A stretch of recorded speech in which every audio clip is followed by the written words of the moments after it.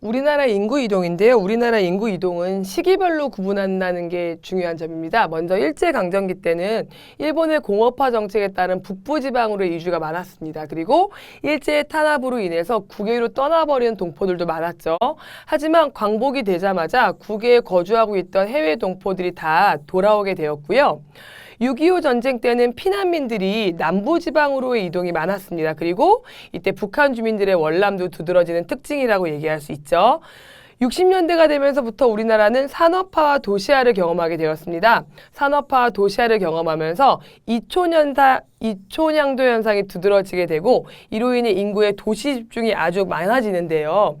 90년대가 되면 이제 우리나라의 대부분의 지역이 도시화가 되었기 때문에 어디서든지 도시적인 생활 양식을 누릴 수 있기 때문에 이제는 복잡한 도시를 떠나 도시의 주변 지역으로 인구가 이동하는 현상을 볼 수 있습니다.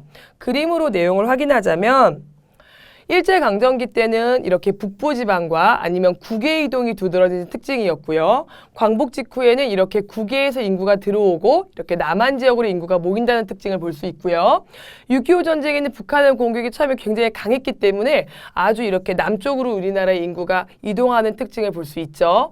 60년대와 90년대는 두 개를 좀 구분할 수 있어야 되는데요. 먼저 이렇게 수도권 중심으로 수도권 또는 남동임해공업단지를 중심으로 남동임해공업단지를 중심으로 인구가 이동한다는 걸 볼 수 있는데 60년대에는 보통 촌락에 있던 사람들이 도시로 이동하는 현상을 두드러지게 볼 수 있어요. 이렇게. 그런데 90년대가 되면은 여전히 인구가 유입되긴 하지만 난 좀 더 쾌적한 삶을 따라갈 거야 라면서 이렇게 떠나는 사람들도 있다는 거. 이게 주변으로 떠나는 사람이 있다는 것도 구분해서 기억하시면 좋습니다.